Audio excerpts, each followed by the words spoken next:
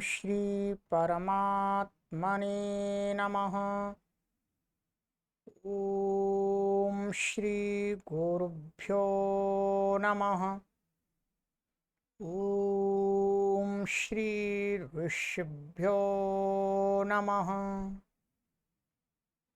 ओम सहना भवतु सहनौ भुनक्तु सह वीर्यं करवावहै तेजस्विनावधीतमस्तु मा विद्विषावहै।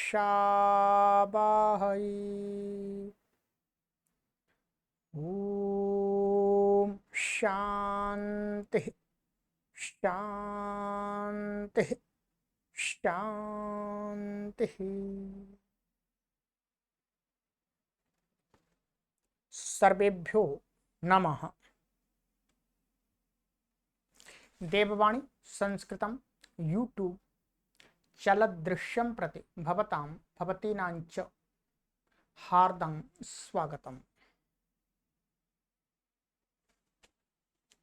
मित्रों, अष्टाध्यायी भाष्य प्रथमावृत्ति षष्ठाध्याये तृतीयः पादः कक्षा संख्या 83वीं कक्षा को आज पढ़ेंगे।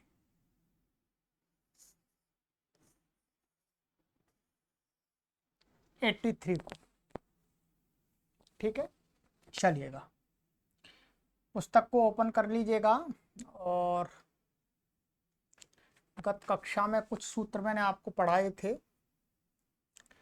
ये नलोपो नञः और था हमारा तस्मान नुडच्ची, और नभ्राण नपान नवेदा ये था, और एक था एकादिश्चैकस्य चादुक, और फिर एक अंतिम सूत्र था नगो प्राणिष्वन्य तरस्याम। ठीक है, न नई का समास में ये काम होते हैं। ठीक है, यहीं पर आपको देख लेना है। अब आगे एक प्रकरण नया आरंभ हो रहा है। उत्तर पद के रहते ही उत्तर पद तो पाद के अंत तक चलेगा ही। ठीक है, सह, जो सह अव्यय है जिसका अर्थ होता है साथ, ठीक है, उसको क्या कहते हैं आइएगा देखते हैं। सूत्र संख्या 6377। सहस्य सह संज्ञायाम। सहस्य षष्ठी व्यक्ति एक वचनांतम, सह प्रथमा व्यक्ति एक वचनांतम, संज्ञायाम सप्तमी व्यक्ति एक वचनांतम। ठीक है, अनुवृत्ति है इसमें उत्तर पदे की, उत्तर पद की अनुवृत्ति आ रही है। अर्थ सह शब्दस्य सा इति अयम इत्ययमादेशो भवत्युत्तर पदे संज्ञायाम विषय। कहते हैं जो सह शब्द है, जो अव्यय है, उसको स आदेश हो जाता है कोई उत्तर पद परे हो और संज्ञा में वर्तमान हो। संज्ञा में वर्तमान माने जो पूरा पूर्व पद उत्तर पद जो समस्त पद है वो संज्ञा में वर्तमान होना चाहिए, तभी होगा। जैसे सह अश्वत्थेन साश्वत्थम, सा सपलाशम साशिंशपम। तो यहाँ पर क्या है, तेन सहेत तुल्य योगे से ये किसी की संज्ञाएं हैं। अश्वत्थ का अर्थ होता है पीपल का पेड़, पीपल के पेड़ के साथ कुछ होता होगा, उसका नाम है। ठीक, तो ये संज्ञा है। साश्वत्थम सपलाशम सशिंशपम, इससे सा के साथ समास हो गया है। उत्तर पद के रहते हुए सह को क्या कर दिया इस सूत्र ने, स आदेश कर दिया है। बस इतना ही इस सूत्र का विषय है। तो करेगा, परंतु ये संज्ञा में ही, ध्यान रखेंगे, असंज्ञा में नहीं होगा। फिर इसके आगे का सूत्र है हमारा ग्रंथान्ताधिके च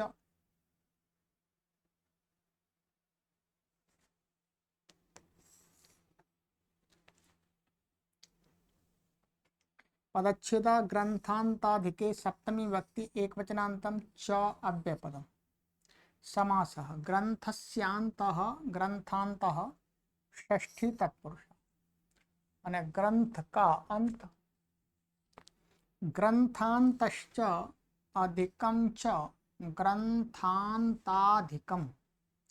तस्मिन् ग्रंथान्ताधिके समाहार द्वंद्वः। ठीक है, पहले षष्ठी तत्पुरुष समास हो गया है, फिर ग्रंथांत और अधिक शब्द का समाहार द्वंद्व कर दिया है। दो शब्द हैं, एक वचन है, नपुंसक लिंग है, इसलिए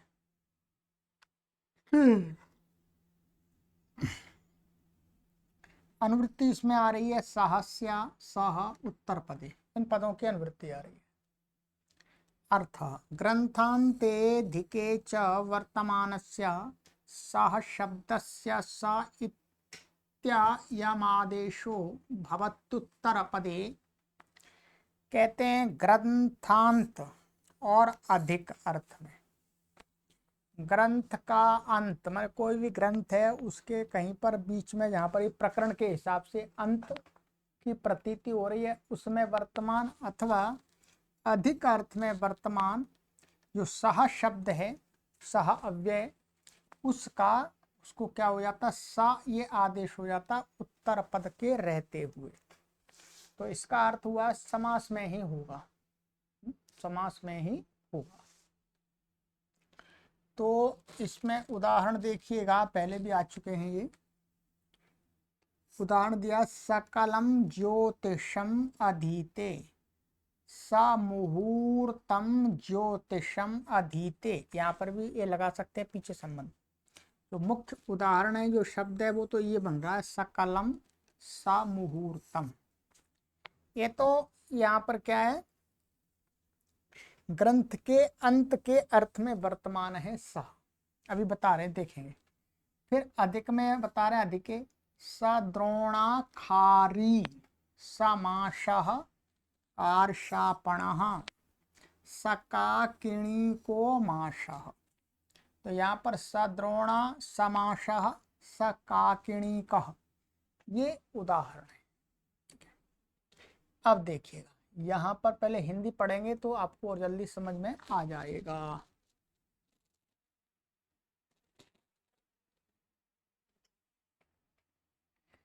ये कहते हैं कि कला और काल, ऊपर है सकलम और ये कला और काल विशेष का नाम है। ये कहना चाह रहे हैं कला काल विशेष का नाम है। कला क्या है ये एक समय की इकाई है, जैसे घंटा, जैसे इंग्लिश में मिनट हो गई, सेकंड हो गई है आदि। तो वैसे ही संस्कृत में संस्कृत साहित्य में जो कला शब्द है वो क्या है समय की एक इकाई है, यानी कुछ समय विशेष का नाम है कला। तो वही कहा कला काल विशेष का नाम है, काल में समय विशेष का नाम है। तत्साहचरित जो ग्रंथ वह भी कला कहा जाता है। कहते हैं कला काल विशेष का बोधक है। अब उस काल विशेष का विवरण काल विशेष का विवरण या व्याख्यान जिस ग्रंथ में है उस ग्रंथ को भी यहाँ पर कला कह देते हैं सहचरित न्याय से। सहचरित माने वो उस जो ग्रंथ है उसमें काल का विवरण व्याख्यान है तो काल के साथ है, इसलिए उस ग्रंथ को भी कला विवरण के साथ में, इसलिए उसको भी कला बोलते हैं ग्रंथ को। तो तत्साहचरित से जो ग्रंथ है वह भी कला कहा जाता है। जैसे सहचरित मानिएगा, एक मोटा सा उदाहरण मैं आपको दे रहा हूं। जैसे टेम्पो चलाने वाले लोग होते हैं, टेम्पो चलाने वाले लोग होते हैं, रिक्शा चलाने वाले, ई रिक्शा या जो भी इत्यादि गाड़ी आदि। तो यदि हम कहीं जा रहे हैं हम जा रहे हैं तो हमें टेम्पो से जाना है, तो टेम्पो वाला कहीं खड़ा है तो हम क्या बोलते हैं, ओ टेम्पो, टेम्पो, ए रिक्शा। तो वो क्या हो गया, वो टेम्पू के साथ में जो व्यक्ति है उस तत्सहचर से उसको भी टेम्पू कह दिया। रिक्शा के साथ में जो व्यक्ति वहां पर है, रिक्शा का मालिक है, उसको भी हमने रिक्शा कह दिया। वैसे ही यहाँ पर कला का व्याख्यान जिस यहाँ पर ग्रंथ में, वहां हमने उस ग्रंथ को ही क्या कह दिया, कला कह दिया। ये मैंने एक आपको लौकिक उदाहरण दे दिया है तो आपको समझ में जल्दी से आ जाएगा। तो वही कह रहे हैं, तो तत्सहचरित जो ग्रंथ वह भी कला कहा जाता है। कहते कलया सह वर्तते सकलम, कला पर्यंत, कला पर्यंत माने कला समय जो इकाई है उसका व्याख्यान जहां पर ग्रंथ में दिया है, माने कोई एक ग्रंथ है उसमें कहीं बीच में जाकर के कला इकाई के विषय में बताया गया, उससे पूर्व में भी बताया गया और किसी के विषय में बताया गया है, तो उस कला पर्यंत तक जो ग्रंथ हो गया उसको बोलेंगे सकलम। तो सकलम ज्योतिषम, ज्योतिष का कोई ग्रंथ है उसमें कला, नक्षत्र, शुभ मुहूर्त इत्यादि इत्यादि के प्रकरण हैं, तो उसमें एक कला संबंधी भी एक प्रकरण है, तो कला तक जितने भी आ जाएंगे उसमें तो कला तक का पूरा ग्रंथ आ जाएगा। तो सकलम अधीते ज्योतिषम का अर्थ होता है कि कोई व्यक्ति जो ज्योतिष का ग्रंथ है उसमें कला जो व्याख्यान है वहां तक पढ़ता है। ठीक है, तो यहाँ पर क्या है, कलया सह वर्तते, तो यहाँ पर क्या अंत वचन अव्ययम विभक्त समीप समृद्ध विद्यर्था भावात्या संपर्क शब्द प्रादुर्भाव पश्चात यथा पूर्व इत्यादि जो बड़ा सूत्र है दूसरे अध्याय के प्रथम पाद में छठवां सूत्र था, तो वहां पर अंत वचन के अर्थ में अव्ययी भाव समास कर देंगे, वहां पर भी आया है शायद उत्तर। तो इसी प्रकार समुहूर्तम में जाने, इसी प्रकार से क्या जाना है, समुहूर्त माने मुहूर्तेन सह वर्तते, समुहूर्त माने मुहूर्त के विषय में उस ग्रंथ में जहां बताया गया है वहां तक। तो मुहूर्त से यहाँ वो मुहूर्त का व्याख्यान रूपी ग्रंथ है, ग्रंथ में वो लिया जा रहा है। ठीक है, तो समुहूर्तम यहाँ पर भी समास हो जाए तो क्या हो जाएगा, यहाँ पर सह को ग्रंथ के विषय में यहाँ पर वर्तमान है, मान ग्रंथ के ग्रंथ के साथ में कह रहा है कलया सह, कला के साथ, कला ग्रंथ के साथ, कला माने कला विवरण व्याख्यान के साथ में ज्योतिष ग्रंथ को, तो इसलिए यहाँ पर क्या हो जाएगा, सह को स होकर के और फिर एक सकला बनेगा। तो ये अव्ययी भाव समास है, अव्ययी भाव समास क्या होता है, नपुंसक लिंग होता है अव्ययी भावश्च से, तो नपुंसक में क्या हो जाएगा, इसको ह्रस्व हो जाएगा, ह्रस्व नपुंसके प्रातिपदिक से। फिर इसकी अव्ययी भाव संज्ञा भी है, क्या अव्ययी भाव संज्ञा है, तो अव्ययी भाव संज्ञा से ये क्या बन जाएगा, अव्यय सु आएगा, तो फिर सु को क्या हो जाएगा, नाव्ययी भाव दतोमुत पंचम्या, अव्यय से सुप का लुक प्राप्त होगा, परंतु क्या है अव्ययी नाव्ययी भाव दतोमुत पंचम्या से क्या है अम हो जाएगा, सु को अम हो जाएगा, तो क्या बन जाएगा सकलम। ये सिद्धि पहले वहीं करा दिए पूरे, ठीक है। ऐसे ही समुहूर्तम बना लीजिएगा, यहाँ पर तो ह्रस्व करने की आवश्यकता नहीं है क्योंकि ये तो मुहूर्त शब्द ह्रस्वकारांत है ही पहले से, यहाँ पर कला था तो सकलम ह्रस्व करना है, उसको बता दिया मैंने सूत्र। अर्थात ग्रंथ में जहां कला व मुहूर्त का वर्णन है वहां तक ग्रंथ को पढ़ा माने पढ़ता है। ऐसे ही दूसरा उदाहरण दिया है, सद्रोणा खारी का अर्थ है द्रोणाधिक खारी, ये परिमाणवाची है, माने खारी एक परिमाण है उसमें द्रोण भर और अधिक है, द्रोण भी एक परिमाणवाची शब्द है। तो ये हो गया, तो यहाँ पर सद्रोणा आदि में यहाँ पर अधिक के अर्थ में माने द्रोणया सह वर्तते सद्रोणा खारी, और ऐसे माशेन सह वर्तते माशेण सह वर्तते समासः, कार्षापणेन कार्षापणः, और काकिणी का मन काकिणी के न सह वर्तते सकाकिणी कहा। काकिणी है यहाँ पे, ऐसा शब्द है ये, ध्यान रखेंगे। काकिणी है ये, काकिणी है। काकिणी भी क्या एक परिमाण है। तो काकिण्या सह वर्तते स काकिणी, और यहाँ पर क्या है, बहुव्रीहि से क्या हो जाएगा, कप प्रत्यय हो जाएगा, ध्यान रखेंगे, कप प्रत्यय हो जाएगा बहुव्रीहि में। तो यहाँ पर स को स हो गया, वैसे सूत्र से तो यही कार्य है। अब मैं आपको इसको बता देता हूं, इसमें थोड़ा इनका अर्थ क्या क्या हो सकता है।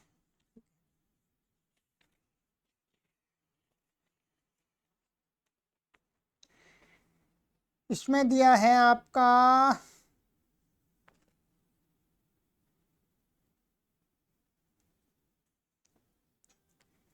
सकलम ज्योतिषम अद्वितीय का अर्थ है काल विशेष को कला, माना कला पर्यंत जो ज्योतिष ग्रंथ है उसको पढ़ता है।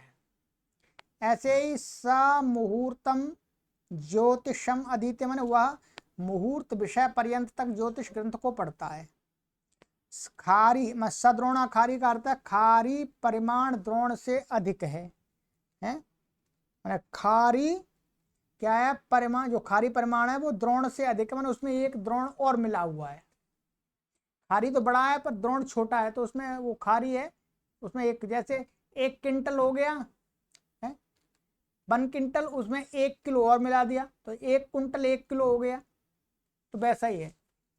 तो ऐसे ही हो जाएगा। ऐसे सका समान कार्षापण सिक्का, सिक्का है नाम, सिक्का माश नामक सिक्के से अधिक है।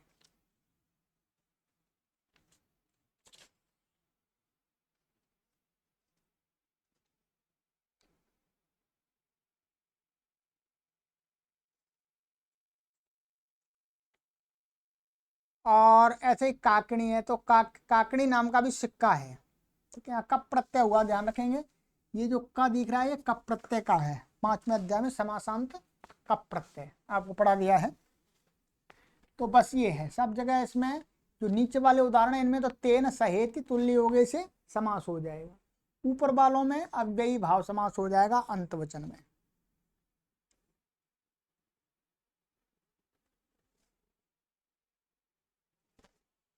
चलिएगा आगे है द्वितीय चानुपाख्ये।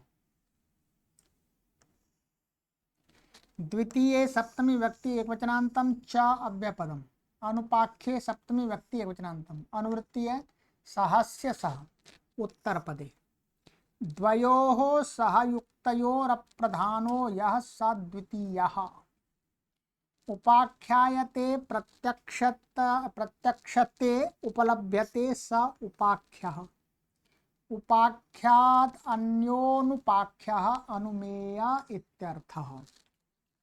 अब इसको समझ लीजिएगा आप आराम से, ठीक है। कहते हैं कि द्वयोः, अर्थ को खोला, अनुवृत्ति जाने, द्वयोः सहयुक्तयोः अप्रधानः यः सः द्वितीय। क्या कह रहे हैं, यहाँ जो द्वितीय शब्द है वो किसको कह रहा है, अप्रधान को। जहां पर दो हों उसमें एक प्रधान और एक अप्रधान, तो अप्रधान को क्या बोलते हैं, द्वितीय, और प्रधान को क्या बोलते हैं, प्रथम। भाई जैसे तो सरल है, जैसे दो छात्र हैं, एक छात्र प्रथम श्रेणी से उत्तीर्ण हुआ, दूसरा छात्र द्वितीय श्रेणी से उत्पन्न हुआ, उत्तीर्ण हुआ, तो प्रधानता किसको दी जाएगी, कोई कार्य यदि सौंपा जाएगा तो किसको प्रधानता दी जाएगी, जो प्रथम श्रेणी से हुआ है, प्रथम माने प्रधान उसको माना जाएगा, और जो द्वितीय श्रेणी से पास हुआ है वो उसको द्वितीय नंबर पर, हम बाद में आवश्यकता हो तो उसको भी मिलेगा, तो वो गौण माना जाएगा।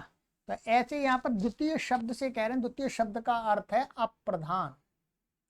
और कहते हैं उपाख्यायते प्रत्यक्षते उपलभ्यते सा उपाख्या, जो एकदम सीधा साक्षात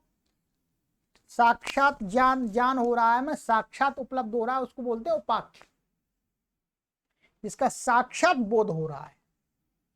और उपाख्यात अन्य अनुपाख्य, तो उपाख्य से अन्य माने जो प्रत्यक्ष नहीं मिल रहा है, अर्थात अनुमान से प्राप्त हो रहा है, अनुमान से हम जान रहे हैं, तो वही कहा वो अनुपाख्य अर्थात अनुमेय इत्यर्थ है, अनुमान करने योग्य। आइएगा अर्थ है अनुमेये द्वितीये उत्तर पदे परतः सहस्य स इत्ययमादेशो भवति। कहते हैं कि अनुमेय द्वितीय जो अप्रधान है वो कैसा होना चाहिए, अनुमेय, अनुमान से जानने योग्य। तो ऐसा अनुमान से जानने योग्य अप्रधान यदि उत्तरवाची शब्द है, उत्तर पद में है, तो पूर्व में जो सह शब्द है उसको स आदेश हो जाता है, वहां पर भी स आदेश हो जाएगा सह को। तो उदाहरण यहाँ पर देंगे, आराम से समझ लीजिएगा, यहाँ टिप्पणी दी है नीचे, टिप्पणी से आपको पूरा समझ में आ जाएगा। ये दिया साग्नि कपोता सा पिशाचा वात्या स राक्षसी का शाला। ठीक है जी।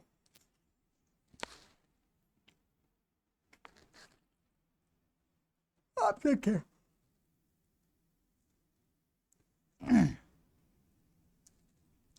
साग्नि कपोता का अर्थ है अग्नि के सहित कबूतर। सपिशाचा वात्या, वात्या का अर्थ होता है जो बवंडर, जो वायु, जो हवा होती है। जब कभी हवा चलती है तो आपने देखा होगा कहीं खेत में या फील्ड में या कहीं पर भी रोड पर, उसको हवा को खाली स्थान मिलता है तो हवा एकदम वहीं की वहीं एकदम घूमने लगती है। ऐसे पानी में भी देखा होगा, नदी में, जहाँ कहीं नदी या समुद्र आदि है तो उसको बवंडर बोलते हैं। उससे बवंडर माने ऐसा घूम को तेजी से घूम जाता है, घूम घूम करके तो ऊपर चला जाता है, सारा धूल मिट्टी, कभी गड्ढा भी कर देता है, उखाड़ के ही फेंक देता है, पेड़ों को उखाड़ के फेंक देती है। ऐसे पानी में, पानी भी एकदम पूरा ऊपर को उछाल देती है। तो उसको कहा है यहाँ वात्या। तो स पिशाचा वात्या, जो बवंडर होता है वो क्या है, पिशाच वाला होता है, उसमें पिशाच होता है खतरनाक होता है। और स राक्षसी का शाला, यहाँ शाला का अर्थ है गंदी शाला, कूड़े कवाड़े से भरी हुई शाला माने कोई घर, कूड़ा कवाड़ा भरा हुआ है। तो कूड़ा कवाड़ा भरा हुआ है, जाले लग रहे हैं, अंधकार है, उसमें गंदगी भर रही है, ठीक है, बदबू आ रही है, तो उसमें जाने से डर लगता है, स्वाभाविक डर लगता है। तो कहते हैं सा राक्षसी का शाला, भाई इसमें तो गंदी गंदे घर में तो राक्षस रहते हैं, नहीं जा सकते अंदर। ठीक है, अब इसको समझेंगे। ठीक है, पहली बात, कोई पिशाच नहीं होता है, कोई राक्षसी नहीं होता, परंतु लोक में प्रचलित है इसलिए उदाहरण भी बनते हैं। ठीक है, लोक में प्रचलित है ये शब्द, लोगों की धारणा ऐसी बनी हुई है कि उसमें बवंडर में तो पिशाच रहता है, इसलिए वो एकदम मार देता है उसके पास में कोई आ गया। और जो गंदा घर होता है, इसमें जाल वाल होते हैं, अड़ंगे बड़ंगे पड़े होते हैं, सफाई नहीं होती, उसमें तो वो राक्षस रहते हैं, राक्षसी। ठीक है, चलिएगा। तो यहाँ पर क्या है, अब यहाँ पर हिंदी पढ़ लेते हैं तो सुनेगा। दो में जो अप्रधान हो वह यहाँ द्वितीय शब्द से कहा गया है। ठीक है, वो बता दिया, क्योंकि प्रधान तथा अप्रधान दोनों के होने पर अप्रधान को ही द्वितीय कहा जाता है। प्रत्यक्ष उपलभ्यमान को उपाख्य तथा उससे अन्य अर्थात अनुमेय, अनुमान किया जाने योग्य को अनुपाख्य कहते हैं। द्वितीय कहते हैं अप्रधान अनुमेय के उत्तर पद रहते भी सह को स आदेश होता है। ये तो मैंने हिंदी में समझा दिया था, वो संस्कृत का हिंदी समझा दी थी, वही बात इन्होंने कही। अब आगे आ जाइए। अब आपको हमें ये देखना है कि इसमें जो उत्तर पद है वो अनुपाख्य और द्वितीय कैसे है, बस इतना समझना है। देखिए, क्या साग्नि कपोता आदि जो उदाहरण है उनमें क्या है, सब में बहुब्रीहि समास है। तेन सहेति तुल्य योगे से बहुव्रीहि समास है। कपोत आग खाता है, ध्यान रखिए। ये क्या है, ऐसी लौकिक प्रसिद्धि है। लोक में ऐसा वर्तमान में शायद नहीं है उतना, पर जब महर्षि पाणिनि के समय में और गांव देहात के जो एरियाज हैं उनमें अब भी ऐसा लोग मानते हैं, गांव आदि के, कि कबूतर आग खाता है। उसका कारण क्या है, ये अभी टिप्पणी नंबर 1 लिखा हुआ है, टिप्पणी बताएंगे, टिप्पणी में पढ़ के बताऊंगा आपको, ठीक है। ऐसी लौकिक प्रसिद्धि है, लौकिक प्रसिद्धि है, लोक में व्यवहार में प्रचलित है। ऐसा नहीं है कि लोक में जो चीज प्रचलित है वो सही ही होगी। लोक में सही भी प्रचलित होता है और झूठ भी प्रचलित होता है, ठीक है, ध्यान रखेंगे। तो जहां जहां आग है वहां वहां कबूतर अवश्य होगा, ऐसा अनुमान नहीं हो सकता। हम ऐसा अनुमान नहीं लगा सकते, ध्यान रखेंगे क्या, कि जहां जहां आग होगी वहां वहां पर कबूतर अवश्य होगा, ऐसा नहीं कह सकते। क्योंकि जहां जहां आग होगी वहां कबूतर होगा, ये तो ऐसा नहीं। भाई किचन है, रसोई है, या भट्टी है, लोहार की भट्टी है, कहीं पर भी जो आग होती है पर कबूतर नहीं होता। ये बात तो कोई मान नहीं सकता कि जहां जहां आग होगी वहां कबूतर होगा, ये ठीक नहीं है। किंतु जहां जहां कपोत है वहां वहां आग होगी, ऐसा अनुमान होता है। लोक में ऐसा प्रचलित है कि कबूतर आग खाता है, तो ये अनुमान लगा सकते हैं हम बिना कबूतर कहीं देखे कि भाई कबूतर आग खाता है, तो जहां जहां कबूतर होगा तो उसका मतलब उसमें आग जरूर होगी, वो आग खाता है। ये वाला तो अनुमान लगा सकते हैं कि जहां जहां कबूतर होगा वहां वहां आग होगी। अब यहां पर देखिए, ये अनुमान अनुमेय है, तो इसमें अनुमान किस चीज का लगाया जा रहा है, आग का, ध्यान रखेंगे। इससे कपोत की प्रधानता सिद्ध होती है तथा अग्नि की अप्रधानता, ध्यान रखेंगे। क्योंकि हम कह रहे हैं जहां जहां कबूतर होगा वहां पर हम अग्नि मान सकते हैं, अग्नि का अनुमान लगाया जा सकता, अग्नि होगी है। कबूतर को हमने प्रधान रखा, अग्नि को गौण रखा, क्योंकि अग्नि का अनुमान कर रहे, कबूतर का अनुमान नहीं कर रहे। कबूतर का अनुमान तो पहले वाले वाक्य में था, यहाँ जहां जहां आग हो है वहां वहां कबूतर अवश्य होगा, ऐसा अनुमान गलत होता है, ये ठीक ही नहीं। इसलिए यदि ये वाला ठीक होता तो क्या हो जाती, अग्नि, जो अग्नि है वो प्रधान हो जाती, कबूतर हो कपोत हो जाता अप्रधान। परंतु ये ऐसा अनुमान नहीं करते, अनुमान यही करते हैं कि जहां जहां कपोत होगा वहां वहां पर अग्नि होती है। तो अर्थात अनुमेय क्या है, अग्नि, अग्नि हो गई गौण अप्रधान, ये समझ लीजिएगा, ठीक। अग्नि क्या हो गई, अप्रधान।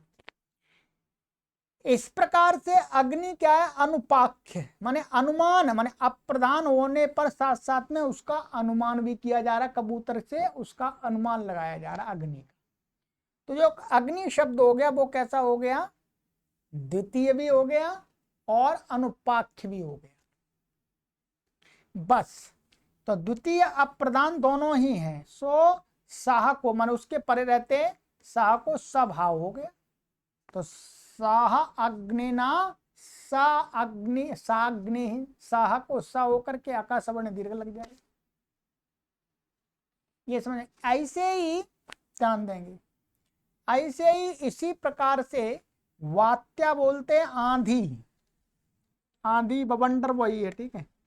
आंधी से पिशाच अनुमेय है। हम ये नहीं कह सकते कि जहां जहां पिशाच है वहां वहां पर आंधी है, नहीं।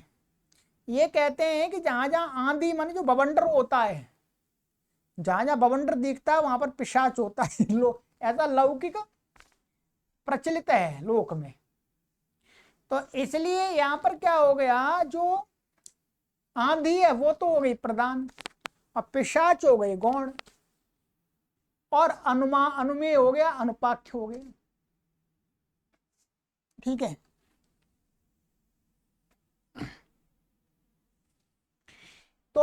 अब ये कहते हैं कि पिशाच अनुमेय हो गया, द्वितीय अप्रधान भी है, तो यहां पर भी क्या है, पिशाचेन सह वात्या, वात्या है, तो पिशाचेन सह या सा सपिशाचा वात्या, तो यहां पर भी सा को सा हो गया है, बाद में उसको स्त्रीलिंग इसलिए टाप आ जाएगा सपिशाचा।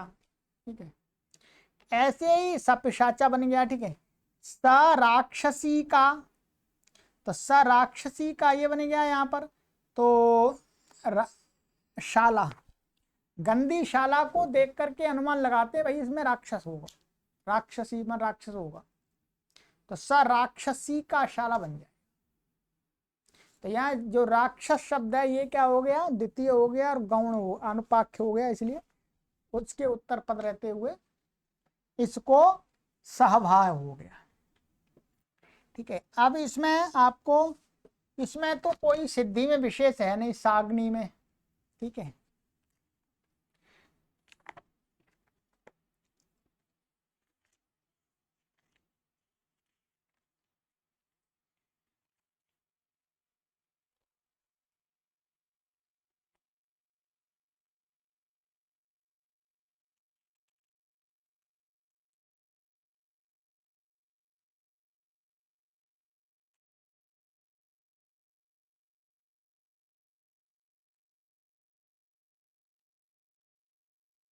तो यहाँ पर भी क्या है, स राक्षसी, तो राक्षसी शब्द है, यहाँ पर भी कप प्रत्यय हुआ है, बहुव्रीहि में कप प्रत्यय हुआ है, और यहाँ तो सामान्य है। ठीक है, सब पिशाच शब्द, सब सह मैंने समास होकर के और आदेश होकर सब पिशाच बन जाए, बात्या स्त्रीलिंग है तो उसमें अजात टाप से टाप आ गया बाद में।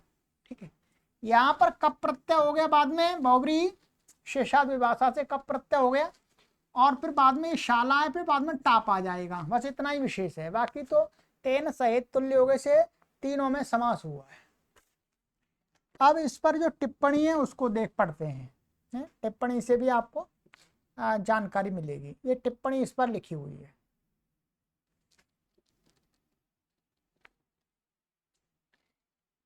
कपोत का मांस अत्युष्ण होता है, बहुत गर्म होता है, उसका मांस खाने से शरीर में गर्मी पैदा होती है। पक्षाघात अर्थात लकवा मारना सदृश वात प्रधान रोगों में मांसा माने मांसपेशियों या मांसपेशियां, मांसपेशियों को कपोत मांस नहीं, ये वात प्रधान रोगों में मांसाहारियों, ये है मांसा, ये र और यहाँ हा है, मांसाहारी जो रोगी हैं उनको, शाकाहारियों के लिए नहीं, मांसाहारियों को कपोत मांस पथ्य रूप में दिया जाता है। वैद्य है, उनको जो मांसाहारी है इसलिए वो मांस खा सकते हैं, तो इसलिए उनको कहा जाता है कि भैया आपको ये लकवा हो गया है, पक्षाघात हो गया है, तो आप कपोत का मांस खाइएगा तो उस अंग में गर्मी पैदा होगी। ठीक, ये आयुर्वेद के ग्रंथ का है। ठीक है, आप ये मत कहिएगा ये आपको मांसाहारी नहीं, समाज में दोनों प्रकार के मनुष्य हैं, कभी भी ऐसा समाज नहीं हो सकता कि जो मांसाहारी ना हो। हाँ, मांस खाता, मांस खाना है गलत, परंतु मांसाहारी लोगों को भी वैद्य ठीक करते हैं, वैद्यों का ठीक करना कर्तव्य है। ठीक है, इसलिए वो उनके अकॉर्डिंग पथ्य या औषधि देते हैं।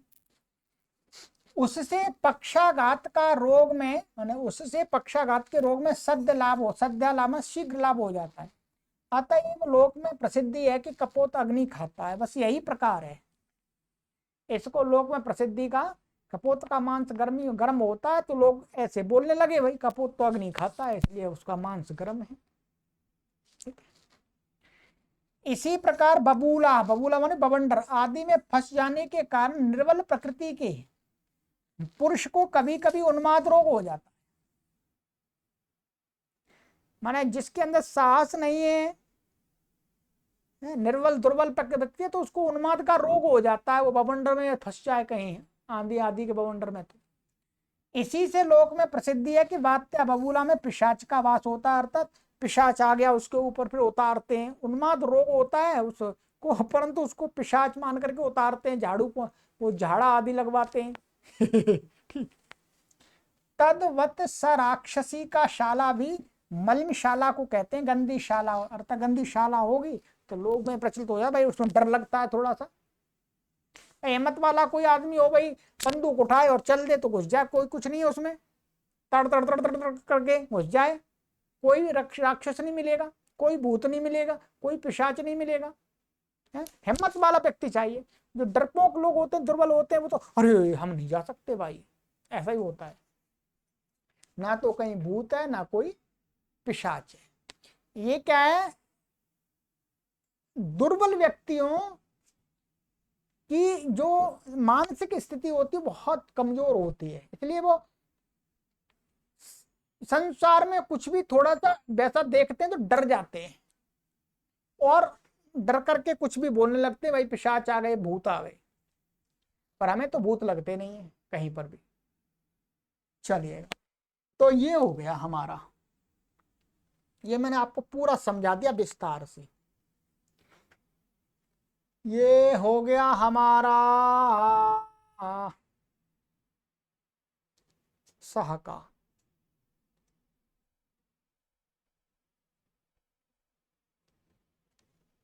चलिएगा,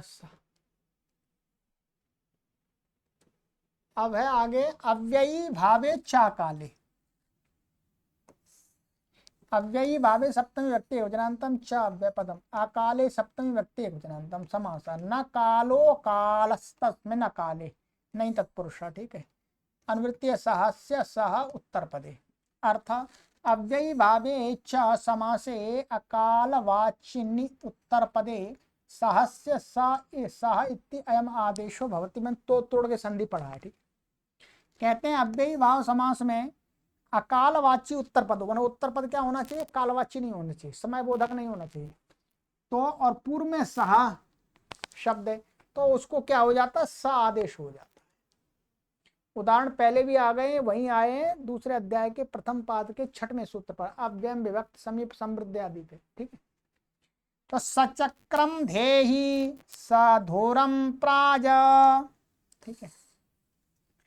तो यहां पर क्या है, ये अव्ययी भाव समास हुआ है, और चक्र शब्द क्या है, अकालवाची है। तो क्या है, चक्रेण सह माने युगपथ। ठीक है। माने एक साथ चक्र को और दूसरा जो धारण करता है अर्थ आता है इसका। ठीक है।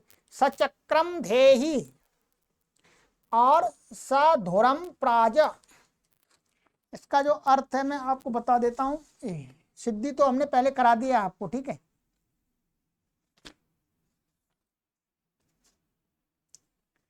यह सचक्रम धेहि का अर्थ होता है कि तू एक साथ चक्र को धारण कर।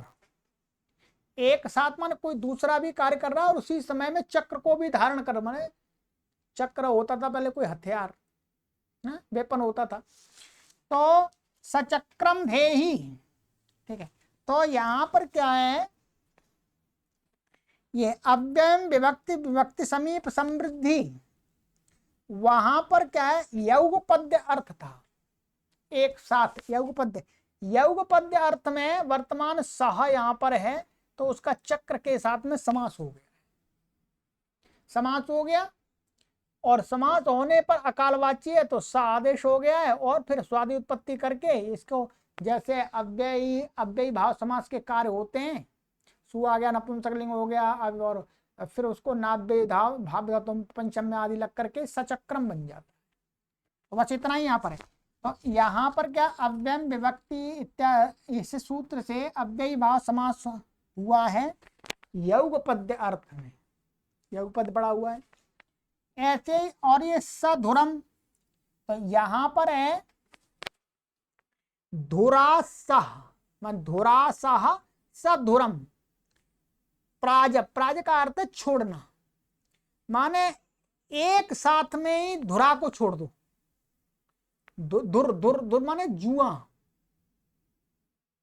जुआ को एक साथ छोड़ो। ये लोट लकार का रूप है प्राज। तो यहां पर ये धुर शब्द है, ऐसा है सह, और ये धुर रेफांत है।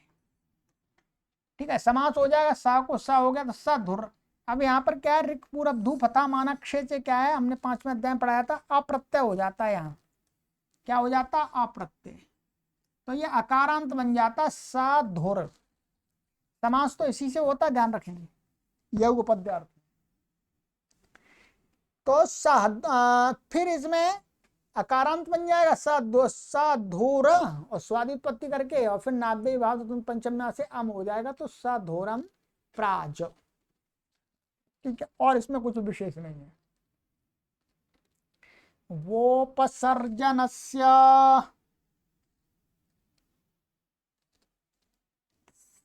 वा अव्यपदम उपसर्जन से षष्ठी व्यक्ति एकवचनान्तम अनुवृत्ति साहस्य सह अर्थ यस्य समासस्य सर्वे अवयवाः उपसर्जनीभूतास्तदा अवयवस्य सह शब्दस्य वा स इत्ययमादेशो भवति। कहते हैं जिस समास के सभी अवयव उपसर्जनीभूत माने गौण, बहुब्रीहि समास में उसके जो पद होते हैं वो गौण हो जाते हैं। तो बहुब्रीहि समास को कह रहे हैं यस्य समासस्य मन, जिस समास के सभी अवयव माने सभी पद उपसर्जनी भूता माने गौण हो जाते हैं, तो ऐसे उनमें अवयवों में जो पदों में सह पद है वो भी गौण हो गया, तो उसको विकल्प से क्या हो जाता है, स आदेश हो जाता है। तो बहुब्रीहि समास में ही लगेगा ये, और कहीं लगेगा। सपुत्र सह पुत्र, सच्छात्र सह छात्र, सह छात्र। तो यहाँ पर क्या तेन सहेति तुल्य हो गए, तेन सहेति तुल्य हो गए से क्या हो जाता है, समास होता बहुब्रीहि। तो उसमें सह और ये क्या है, सह सपुत्र का क्या अर्थ है, यहाँ पर सह का भी अर्थ गौण है और पुत्र का भी। किसको कह रहा है, ये पिता को। ये किसको कह रहा है, गुरुजी को, छात्र के साथ वाले गुरुजी। तो सह को स हो गया है बस इस सूत्र से, और सह यहाँ विकल्प से नहीं हुआ, ये यहाँ पर हो गया, तो यहाँ ये छेचा से तुक हो जाता, तुक को स्तोष्ण होकर के च हो गया है, ऐसे यहाँ नहीं हुआ, तो सह छात्र। यहाँ पर हिंदी लिखी है, वो भी पढ़ के बता देते हैं आपको। जिस समास के सारे अवयव उपसर्जन हैं, तादावयव उसके अवयव सह शब्द को विकल्प से स आदेश होता है। यहाँ उपसर्जन से पद सह शब्द का विशेषण न होकर के पूरे समास के पदों का विशेषण है। देखिए उपसर्जन से सह शब्द नहीं, माने जिस समास में सभी पद उपसर्जन है उसमें सह भी उपसर्जन होगा। ठीक, केवल सह को उपसर्जन नहीं मानना, सह के साथ दूसरा जो उत्तर पद है वो भी उपसर्जन होना चाहिए, इसलिए ये कह रहे हैं। अतः जिसके सारे अवयव उपसर्जन है ऐसा अर्थ होगा। बहुव्रीहि समास में ही समास के सारे पद उपसर्जन होते हैं, अतः यह विधि बहुव्रीहि समास में ही होगी। समास इन उदाहरणों में किससे हुआ, तेन सहेति तुल्य योगे। ठीक है, चलिए ये हो गया। चलिए एक सा का और सूत्र है, उसको करके समाप्त करेंगे, फिर आगे की कक्षा में दूसरा समान शब्द आ जाएगा। ठीक, कक्षा का समय तो हो रहा है पर कोई बात नहीं। प्रकृत्याशिषि, प्रकृत्या तृतीय व्यक्ति एकवचनान्तम, आशुषि सप्तमी व्यक्ति एकवचनान्तम अनुवृत्ति सहस्य अर्थ आशुषि विषये सह शब्दः प्रकृत्या भवति। क्या आशीर्वाद अर्थ में, आशीर्वाद अर्थ मन आशीर्वाद विषय हो, आशीर्वाद अर्थ आशीर्वाद विषय मन आशीर्वाद अर्थ की प्रतीति हो रही हो, तो सह शब्द को क्या है उत्तर पद के रहते हुए क्या हो जाएगा, प्रकृत्या माने वो उसको कुछ भी आदेश नहीं होगा। जैसे स्वस्ति देवदत्ताय सह पुत्राय सह छात्राय सह मात्याय। अब ध्यान दीजिए ये पूरा वाक्य है, यहाँ पर उदाहरण ये है सह पुत्राय माने पुत्र सहित देवदत्त के लिए स्वस्ति कल्याण हो, माने पुत्र सहित वाले देवदत्त का कल्याण हो। तो ये क्या है यहाँ पर सह पुत्राय, ये किसको कह रहा है? आशीर्वाद की प्रतीति हो रही है, इसलिए यहाँ पर सा को सा नहीं होगा। समास उसी से होगा, तेन तुल्यम क्रिया चेदवती। नहीं, तेन सहेत तुल्य हो गए एकदम 5वें अध्याय में चला गया। तेन सहेत तुल्य हो गए से समास होगा बहुब्रीहि। ठीक, ऊपर वाले सूत्र से प्राप्त था तो स्वस्ति माने आशीर्वाद अर्थ की प्रतीति होगी तो नहीं होगा। ऐसे ही सह छात्राय स्वस्ति अध्यापकाय, अध्यापकाय माने स्वस्ति के साथ चतुर्थी होती है, माने छात्र सहित वाले जो अध्यापक है उसका कल्याण हो। ऐसे ही सहामात्याय माने मंत्री सहित वाला जो राजा है, मंत्री सहित वाला जो राजा है उसका कल्याण हो। ठीक है,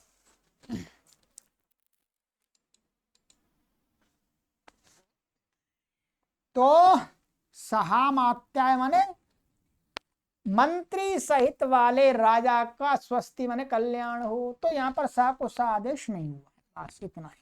ठीक है, तो सहा को सभाव करने वाले जितने भी सूत्र थे वो इस प्रकरण में ही हैं, इसके अलावा सह को सा नहीं होता कहीं पर भी।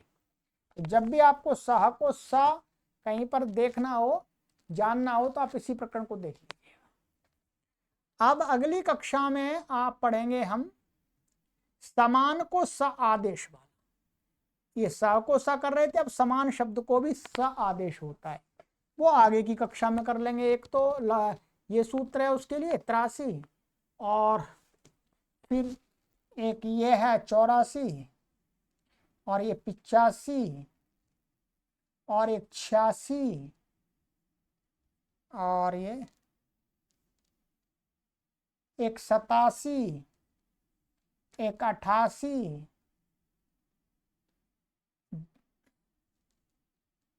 बस इतना ही है, यहाँ तक है बस। तो ये कोशिश करेंगे अगली कक्षा में हमारे ये सूत्र हो जाएंगे। तो समान का स्वभाव का अगली कक्षा में पूरा पढ़ लेंगे। चलिएगा, सर्वेभ्यो नमः।